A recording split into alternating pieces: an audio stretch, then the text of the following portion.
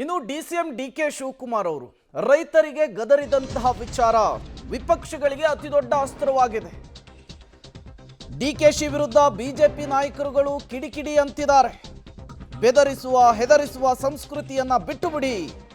ದೌರ್ಜನ್ಯ ದಬ್ಬಾಳಿಕೆ ಒಳ್ಳೆಯದಲ್ಲ. ಡಿಕೆ ಶಿವಕುಮಾರ್ ಅವರೇ, ನಿಜವಾದ ಒಕ್ಕಲಿಗ ರೈತರ ಬಗ್ಗೆ ಈ ರೀತಿ ದರ್ಪದ ಮಾತುಗಳನ್ನಾಡಲ್ಲ.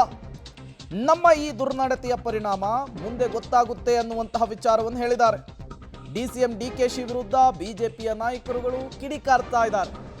ಈ ಮೂಲಕ ಡಿಸಿಎಂ ಡಿಕೆ ಶಿವಕುಮಾರ್ ಮತ್ತೊಂದು ವಿವಾದದ ಸುಳಿಯಲ್ಲಿ ಸಿಲುಕಿಕೊಂಡ್ರ ಅಂತ ಹೇಳಿ.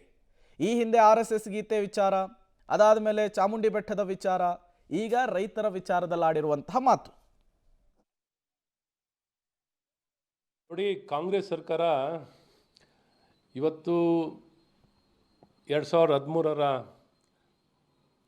ಲ್ಯಾಂಡ್ ಕಾಂಪನ್ಸೇಷನ್ ಲ್ಯಾಂಡ್ ಲ್ಯಾಂಡ್ ಆ್ಯಕ್ಟನ್ನು ಏನು ತಂದಿದ್ರು, ಅದನ್ನು ಯಾಕೆ ಇನ್ನು ಅನುಷ್ಠಾನ ಮಾಡಿಲ್ಲ? ಪೂರ್ತಿ ಮಾಡಲಿ. 2013ರ ಲ್ಯಾಂಡ್ ಅಕ್ವಿಷನ್ ಆ್ಯಕ್ಟನ್ನು ಏನು ಕೇಂದ್ರ ಸರ್ಕಾರದಿಂದ ತಂದಿದ್ರು, ಅಂದಿನ UPA ಸರ್ಕಾರ, ಈ ರಾಜ್ಯ ಸರ್ಕಾರದಲ್ಲಿ ಯಾಕೆ ಅನುಷ್ಠಾನ ಮಾಡ್ತಿಲ್ಲ? ಅನುಷ್ಠಾನ ಮಾಡಲಿ, ರೈತರಿಗೆ ನ್ಯಾಯ ಕೊಡಲಿ. ಅಕ್ವಿಷನ್ ಯಾವುದೋ ಕಾಲದಲ್ಲಿ ಆಗಿದೆ, 2006ರಲ್ಲಿ ಪ್ರಿಲಿಮಿನರಿ ನೋಟಿಫಿಕೇಷನ್ ಮಾಡಿರೋ ಆಧಾರಿತವಾಗಿ ಮಾಡೋಕ್ಕಾಗತ್ತಾ? ಇವತ್ತಿನ ಈ ಕಾಲಕ್ಕೆ ಪ್ರಸ್ತುತವಾಗಿ ಹೊಸದಾಗಿ ನೋಟಿಫಿಕೇಷನನ್ನು ಮಾಡಿ ಹೊಸ ಆ್ಯಕ್ಟಿನ 2013ರ ಲ್ಯಾಂಡ್ ಅಕ್ವಿಷನ್ ಆ್ಯಕ್ಟಲ್ಲಿ ಮಾಡಲಿ. ರೈತರಿಗೆ ಡಿಸಿಎಂ ಡಿಕೆ ಶಿವಕುಮಾರ್ ಗದರಿದ ವಿಚಾರಕ್ಕೆ ಬಿಜೆಪಿ ನಾಯಕರುಗಳು ಮುಗಿಬೀಳ್ತಾ ಇದ್ದಾರೆ.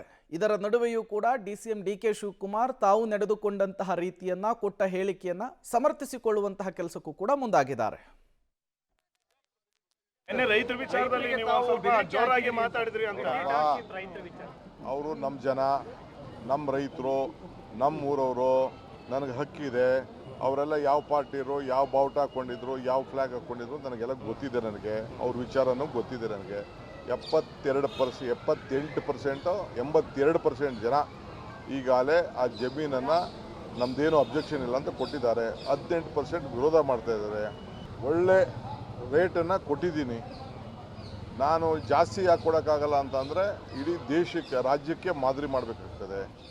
ಇದು ಅವರು ಯಾರು ಈಗ ಡ್ರಾಪ್ ಮಾಡಬೇಕಾದ್ರೆ ಕುಮಾರಸ್ವಾಮಿ ಅವರೇ ಮಾಡ್ಬೋದಾಯ್ತಲ್ಲ, ಯಡಿಯೂರಪ್ಪನವ್ರು ಮಾಡ್ಬೋದಾಯ್ತಲ್ಲ, ಯಾಕೆ ಅವ್ರು ಮಾಡಲಿಲ್ಲ? ಇದು ನಾನಲ್ಲ ನೋಟಿಫೈ ಮಾಡಿದ್ದು, ಅವ್ರು ಮಾಡಿದ್ದು. ಈಗ ನೈಸು ಅಷ್ಟೇ. ಯಾವ ಕಾರಣಕ್ಕೂ ಸುಪ್ರೀಂ ಕೋರ್ಟು ಫೈನಲ್ ಡಿಸಿಷನ್ ಆಗಂಟ 1 ಎಕರೆ ಕೂಡ ನಾವು ಮಾಡೋಕ್ಕಾಗಲ್ಲ.